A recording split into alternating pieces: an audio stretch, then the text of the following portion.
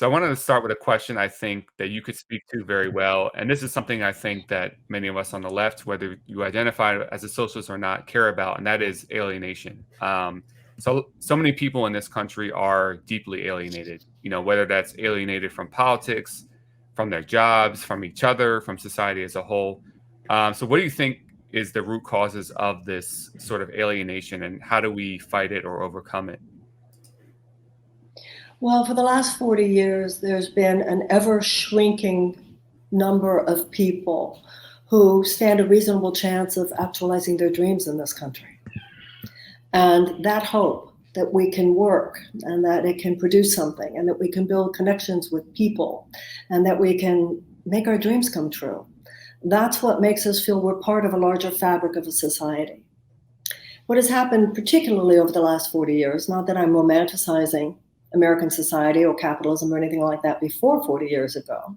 But over the last 40 years particularly, there has been such a specific and systemic rigging of the system, including a massive transfer of wealth into the hands of a very small group of people. And this has decimated some of the pillars of our democracy and of our sense of possibility for the vast majority of Americans. This has had a devastating effect. This has had a devastating effect because it has thrown so many people into a kind of economic survival mode, not knowing what they'll do if they get sick or if their children get sick, not knowing how they'll send their kids to college, not being able to have enough bandwidth and time to spend with their spouses, with their children, with their families, forcing both people to work even when it wasn't a situation where both parents wanted to work, but where both people had to work. None of those conditions were endemic of our society before the 1980s. And this has created alienation because it has destroyed the bonds of human relationship. People don't have enough time to be part of their community. They don't have enough time to be politically active. They don't have enough time to spend with their children, with their loved ones, to build relationships, to have vacations. So there has been a growing sense among people, which is legitimate, that this society doesn't give a shit about me, that I'm just trying to survive here. Now that's very, very different than, for instance, when I grew up. We've never been perfect. We've never been a society that has manifest our purported ideals, certainly for people of color, et cetera. There's no doubt about that. However, there was a sense in my own lifetime that we were at least trying for that goal. And there was a sense that efforts to make it happen would not be as systemically obstructed as they are now. So now there is such hopelessness, and there is so much rage, and there is so much despair, most of which I feel is very legitimate, and I understand it, and I recognize that we better fix that, or there's going to be a chaos in the society unlike anything we've ever seen. So I want to follow that up by asking, so you, of course, in 2020, ran in the Democratic presidential primary, but much like Bernie Sanders, who also ran, you were both very fierce and outspoken critics of a lot of the Democratic Party elite, a lot of mainstream centrist Democrats. And, when we think about politics today, there are quite a few would-be voters who are turned off, not just by Democrats, but Republicans as well. Especially working class voters, I think, are very turned off by partisan politics these days. So this is a difficult and broad question, but do you see a path for sort of moving beyond partisan politics in the US right now? There is a tyranny of limited conversation. There is a very narrow-minded approach to living and a very narrow-minded approach to politics that is cast upon us. It is imposed upon us. It comes from the media. It comes from the political parties. And, none of it has to do with where people really live. It doesn't have to do with where people live in terms of the policies that it addresses. It doesn't have to do with where people really live in terms of, I believe, the nobility and the dignity and the decency that we're capable of. One of the things that I learned when I ran for office is that when you actually talk to the voters, the American people are far more open to a conversation that moves beyond all that narrowness. People are open to depth. People are hungry for depth. People are hungry for meaning. And yet most people running, most traditional politicians, don't give them that. So if we want to move beyond that, we have to forge a new and a different conversation. In education, there is a concept of trauma-informed education. There is now a realization that so many children have had what's called adverse childhood experiences. We understand that there's so many traumatized children, and our educational institutions have grown to accept that, embrace that, and try to accommodate that reality. It's not just children who are traumatized in this society. Adults are traumatized in this society. We don't just need trauma-informed education, we need a trauma-informed politics.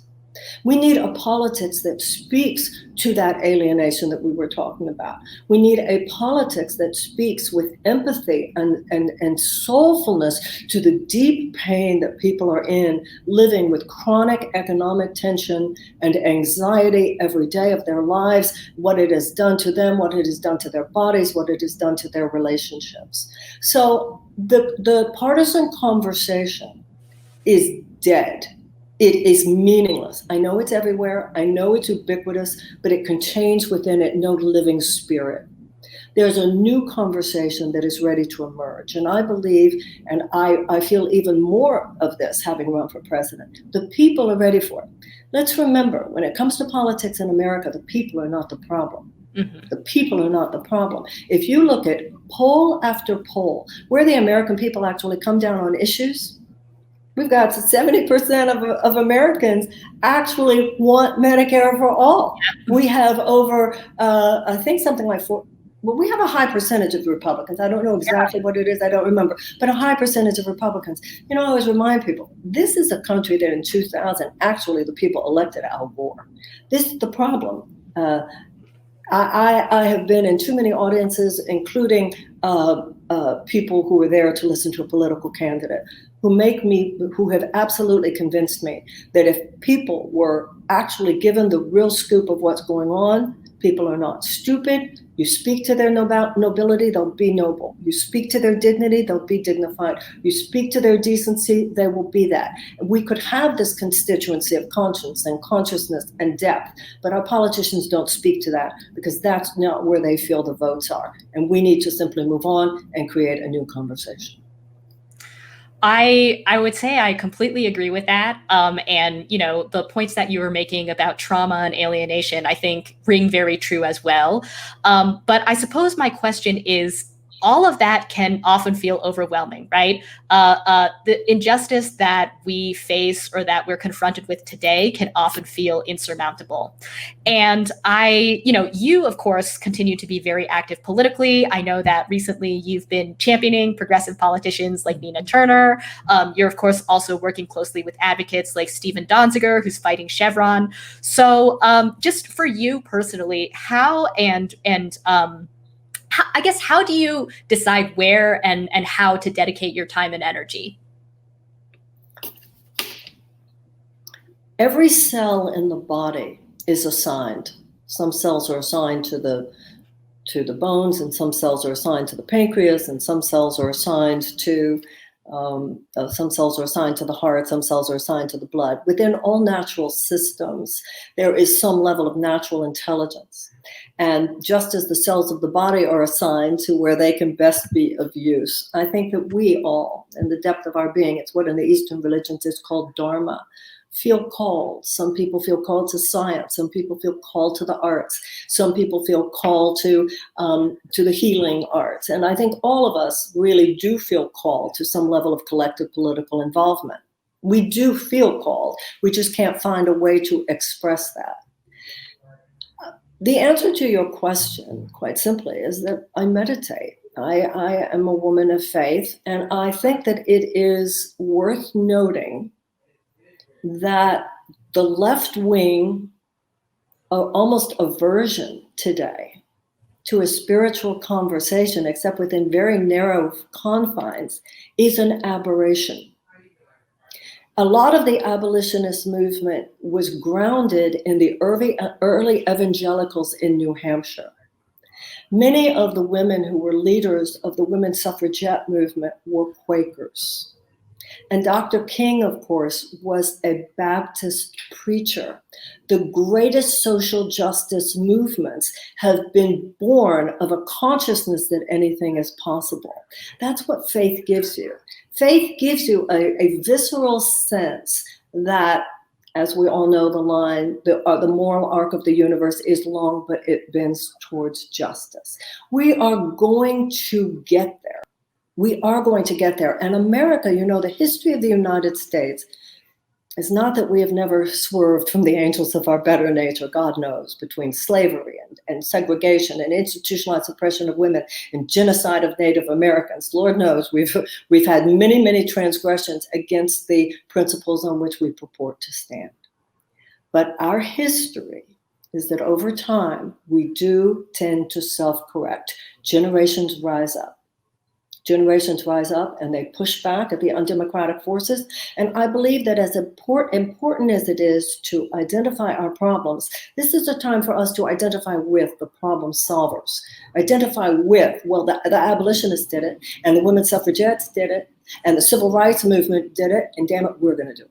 And you live in that space and you claim that space. And I believe that it is a level of moral and spiritual conviction that gives you a sense that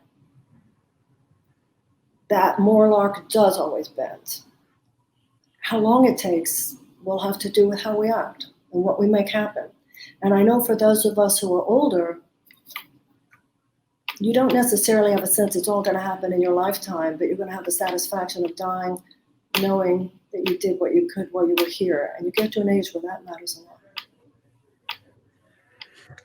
I wish I had a better transition, but this topic is not very spiritual, but talking about the Biden administration now.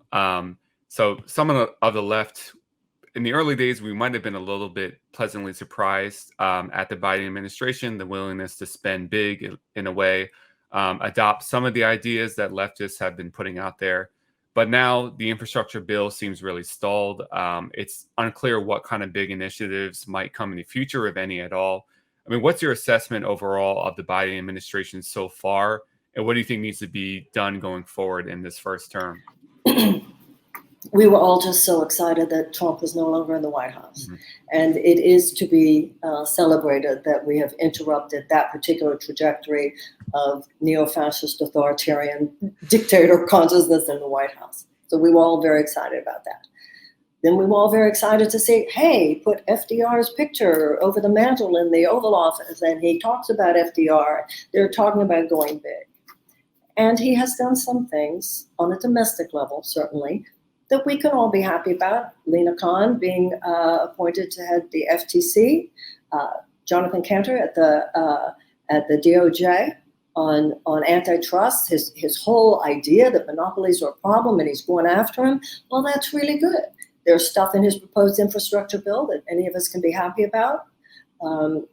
Pre-K, universal pre-K, and universal childcare, and paid family leave, and extending the child credit. All of that's good.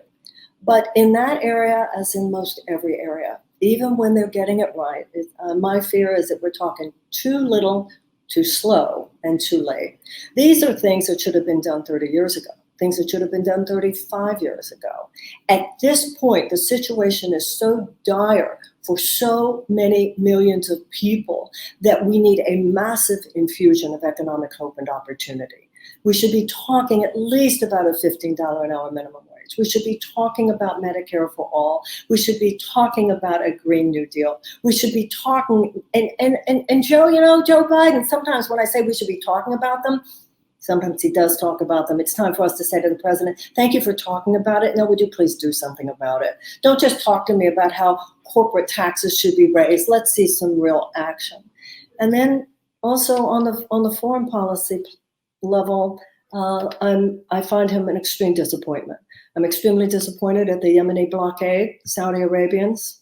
I'm disappointed by all the sanctions, whether it has to do with Cuba or Venezuela or maximum pressure sanctions in Iran. So I find it kind of creepy the way and you see this with the Nina Turner race versus the Chantel Brown race, that in order to be a good Democrat, you're supposed to line up with Biden no matter what he says. That's no different than people saying that in order to be a good Republican, you need to line up with whatever Trump says. So I think it's time for us, there was a time in my lifetime where liberals, progressives, the left in general, was acknowledged as a significant part of the political conversation. Now we're not just being kicked out by the right, we're being kicked out by the Democratic Party. And it does something to your head, doesn't it? Like, where are you supposed to go? And I think that's why we have to stick together and know that the container will grow around us as we just continue to coalesce and articulate a conversation that is higher, that is sustainable, and that is healthy for our society, and have faith that more and more people will hear us. And no, it's not the neoliberalism of Joe Biden, even when he does something which we can be grateful for, give him credit for, and celebrate, which I certainly do.